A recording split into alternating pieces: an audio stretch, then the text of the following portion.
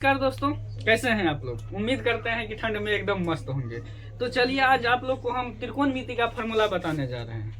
वो कहावत है ना कि गाड़ी चलने के लिए पहिए की जरूरत होती है, उसी तरह हिसाब बनाने के लिए आपको सूत्र की जरूरत पड़ेगी। अगर सूत्र आप नहीं जानते हैं तो आप हिसाब नहीं बना पाएंगे। तो चलिए इसीलिए आज त्रिकोणमिति का सूत्र हम विस्तार से आप लोगों को बताने जा रहे हैं। तो सबसे पहले त्रिकोणमिति जान लेते हैं कि त्रिकोणमिति का पहला चैप्टर 8.1 होता है, बीटीसी का गणित में 8.1 है, और उसमें समकोण त्रिभुज पे आधारित जितना भी प्रश्न है सभी है। तो सबसे पहले हम त्रिकोणमिति को जान लेते हैं कि क्या होता है। तो त्रिकोणमिति लिख देते हैं कि त्रिकोणमिति का फॉर्मूला लिखने जा रहे हैं। तो त्रिकोणमिति पहले चलिए लिखते हैं। तो सबसे पहले त्रिकोणमिति में हम समकोण त्रिभुज को जान लेते हैं कि समकोण त्रिभुज क्या होता है। देखिए समकोण त्रिभुज, तो समकोण त्रिभुज, देखिए समकोण क्या होता है कि जिस त्रिभुज में कम से कम एक कोण, कितना, एक कोण 90 डिग्री का हो, उसे क्या कहेंगे, समकोण त्रिभुज। तो लिखेंगे कि जिस त्रिभुज में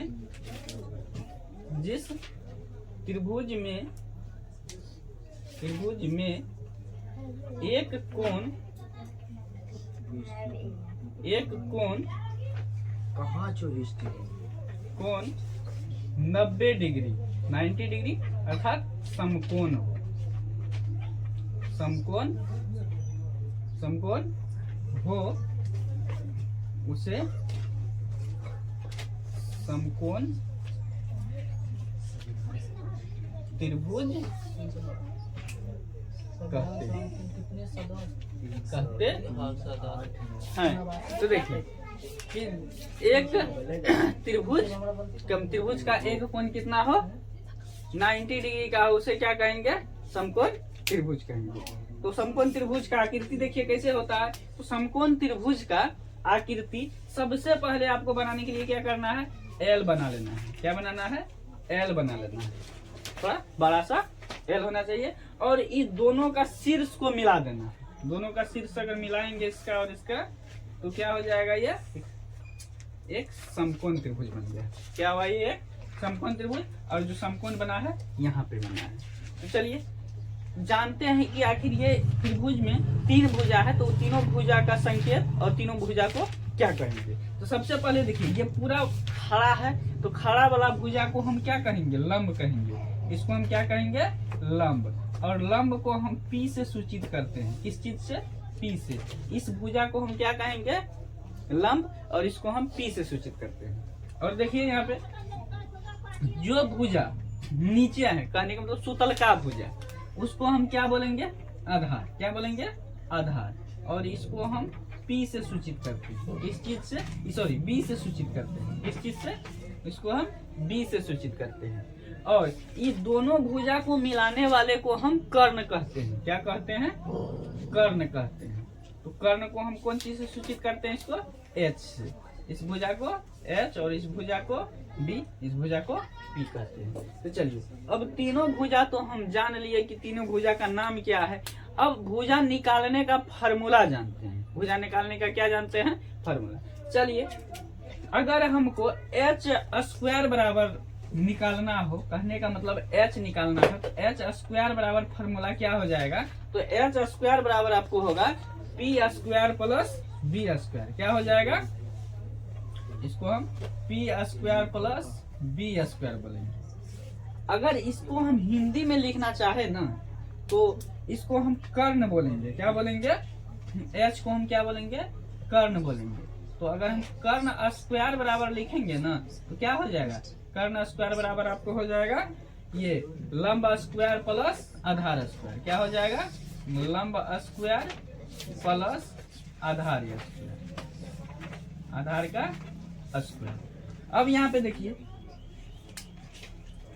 सिर्फ इसका अगर स्क्वायर हटा देना है, क्या करना है, स्क्वायर हटा देंगे, तो सिर्फ h बराबर, अगर आपसे पूछे कि h बराबर क्या हो जाएगा, तो ये स्क्वायर हट के उधर जाएगा, तो क्या हो जाएगा, P square plus B square पे रूट हो जाएगा। क्या हो जाएगा, P square plus B square पर रूट हो जाएगा। ये हो गया h बराबर। अब ये h का तो कहानी खत्म। तो चलिए अगर h निकालना हो तो ये दोनों सूत्र लगा के हम h निकाल सकते हैं। और अगर इसको हम हिंदी में लिखना चाहे तो सेम इसी तरह हो जाएगा। देखिए, तो अगर इसको हिंदी में लिखना चाहे तो सिर्फ कर्ण बराबर लिखेंगे तो क्या हो जाएगा, कर्ण बराबर लिखेंगे तो वही हो जाएगा लंब स्क्वायर, लंब का स्क्वायर प्लस आधार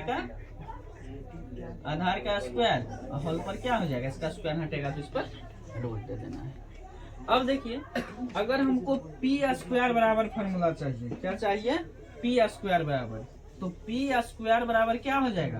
अब देखिए, ये जो है एक पाइथागोरस, इसको हम क्या कहेंगे, पाइथागोरस का रूल्स भी बोल सकते हैं, इसको हम क्या बोल सकते हैं, पाइथागोरस का रूल्स, नियम मतलब बोल सकते हैं। क्योंकि त्रिभुज का एक भुजा का वर्ग अन्य दो भुजाओं के वर्ग के योग के क्या होता है, बराबर होता है। किसका कथन है, पाइथागोरस का कथन है। तो कहने का मतलब हुआ कि ये जो है ये पाइथागोरस का भी एक रूल्स है। क्या है, रूल्स है। तो इसको हम पाइथागोरस भी बोल सकते हैं, पाइथागोरस का नियम भी बोल सकते हैं। का नियम, पाइथागोरस का नियम यही कहता है कि एक भुजा का वर्ग अन्य दो भुजाओं के वर्ग के योग के क्या होता है, बराबर होता है। तो चलिए, अब पी निकालने का फॉर्मूला क्या होता है, तो पी स्क्वायर के लिए क्या हो जाएगा, एच स्क्वायर। अभी सबसे बड़ा भुजा है तो इसमें क्या होगा, अगर हम पी निकालेंगे तो बी को घटाएंगे, बी निकालेंगे तो किसको घटाना है, बी निकालेंगे तो बी को घटाना है, तो माइनस बी स्क्वायर। और सिर्फ अगर पी बराबर चाहिए तो देखिए, पी बराबर सिर्फ चाहिए तो क्या हो जाएगा, H square minus B square whole पर रूट हो जाएगा। क्या हो जाएगा, होल पे रूट। अगर इसको हम हिंदी में लिखना चाहें तो क्या लिख सकते हैं, इसको हिंदी में अगर लिखना चाहे तो इसको हम इस तरह से लिख सकते हैं कि लंब स्क्वायर बराबर क्या हो जाएगा, अगर हिंदी में लिखें तो लंब स्क्वायर बराबर हो जाएगा आपको कर्ण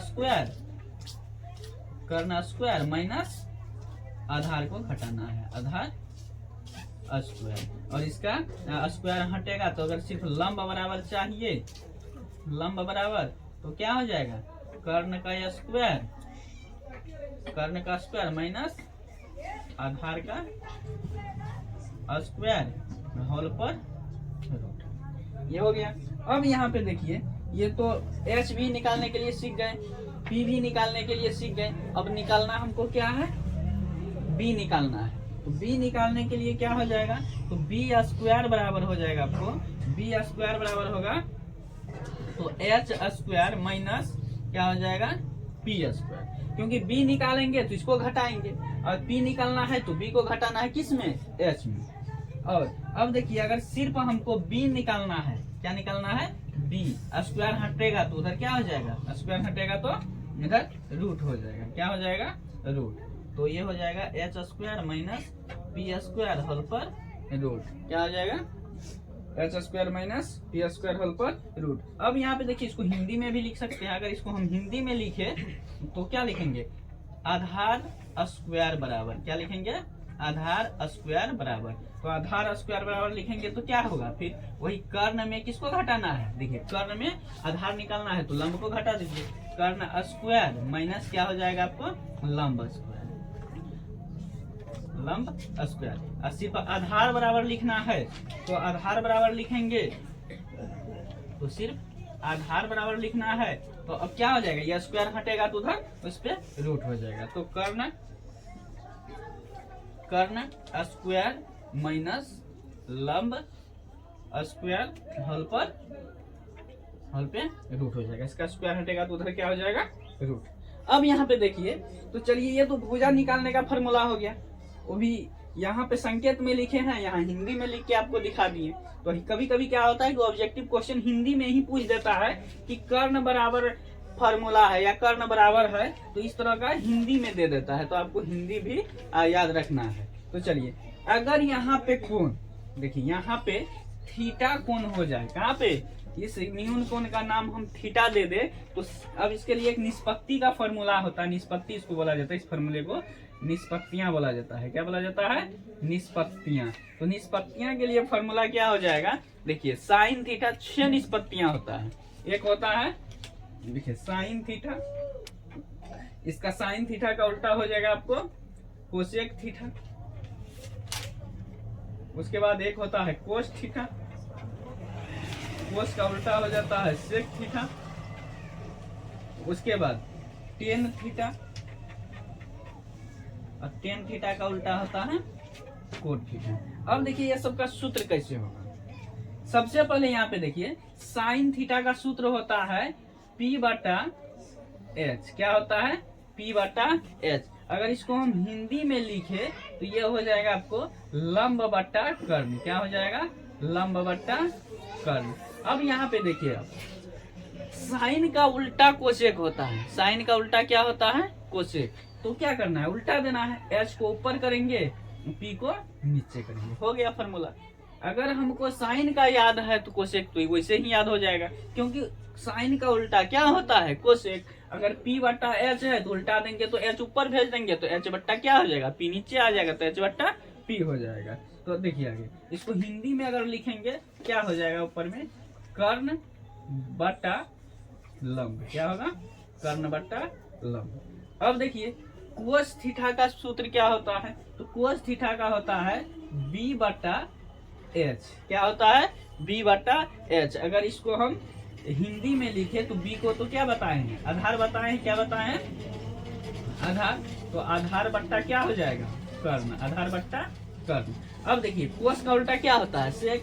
तो इसको उल्टा दीजिए तो एच कहाँ चल जाएगा? ऊपर। B नीचे आ जाएगा तो एच बट्टा क्या हो जाएगा? सॉरी यहाँ मिस्टेक हो गया था। तो एच बट्टा क्या हो जाएगा? एच बट्टा B हो जाएगा। अब इसको हिंदी में लिखेंगे तो कर्ण कहाँ जाएगा? ऊपर चल जाएगा, आधार नीचे आ जाएगा। अब देखिए टेन थीटा का सूत्र क्या होता है? तो टेन थीटा का होता है P बट्टा B। क्या होता है? P बट्टा B। टेन थीटा का सूत्र क्या होता है? P बट्टा B। तो P को क्या कहते हैं? अगर इसका हिंदी लिखना हो तो लंब बट्टा क्या हो जाएगा? आधार। लंब बट्टा क्या हो जाएगा? आधार। लंब बट्टा आधार। अब देखिए यहाँ पे कोट, टेन का उल्टा कोट होता है तो B ऊपर चल जाएगा, P नीचे आ जाएगा तो ये इसका क्या हो जाएगा? देखिए B बट्टा P। आपको मुख्य रूप से तीन फार्मूला याद रखना है, एक साइन और उसके बाद एक कोस, उसके बाद एक टेन। अगर ये तीनों याद है तो उसको उल्टा दीजिए तो दूसरा बन जाएगा। और याद क्या रखना है कि साइन का उल्टा क्या होता है? कोसेक। कोस का उल्टा क्या होता है? सेक। और टेन का उल्टा क्या होता है? कोट। तो इसका हिंदी लिख देते हैं। देखिए P बट्टा B का ऊपर चल जाएगा या आधार, नीचे आ जाएगा लंब। हो गया। अब देखिए ये तो बिना नामकरण किए हुए ऐसे सूत्र लिख दिए। अगर सपोज कीजिए इसी त्रिभुज में अगर हम नाम कर दे, सपोज कीजिए ABC लिख दे, तब कैसे? तो अगर हम मान लीजिए यहाँ पे इसी त्रिभुज में अगर हम A यहाँ दे दे, B यहाँ दे दे, C यहाँ दे दे, तो तब आपसे हम पूछे कि अच्छा एक बात आप हमको बताइए कि साइन थीटा बराबर क्या हो जाएगा। तो सपोज कीजिए यही हम लिखते हैं साइन थीटा, तो तब बताइए आप कैसे बताइएगा? जब इसका हम नाम लिख दिए तो जब नाम लिखेंगे तो मान कर चलिए यहाँ से यहाँ तक कौन चीज है? P है। तो अब P है तो हम P का नाम कौन चीज रखे हैं? AB। तो उसको हम नाम से न बुलाएंगे तो इसको हम क्या कहेंगे? लंब को AB। क्या कहेंगे? AB। तो साइन थीटा का सूत्र क्या हो जाएगा? AB। अब देखिए P तो हो गया AB, H कौन चीज हो गया है? H का नाम कौन चीज रख दिए? AC। क्या रख दिए? AC। तो H को तो नाम से बुलाएंगे, कौन चीज से बुलाएंगे? नाम से। तो क्या हो जाएगा यहाँ पे? AC। क्या हो जाएगा? AC। तो इस तरह से सूत्र आप नामकरण भी रहेगा तो कर सकते हैं। सपोज कीजिए PQR रहे या LMN रहे, कुछ भी रहे, तो अगर नामकरण किया हुआ है तो आप उसको नाम से बुलाइए। तो नाम से कैसे बुलाइएगा तो अभी आपको बता दिए कि अगर यहाँ से AB है तो P हो गया आपको AB। अब B को अगर BC दे दिए तो B से C तक B है तो B का नाम हो गया BC। A से C तक कर्ण है तो कर्ण का नाम क्या हो गया?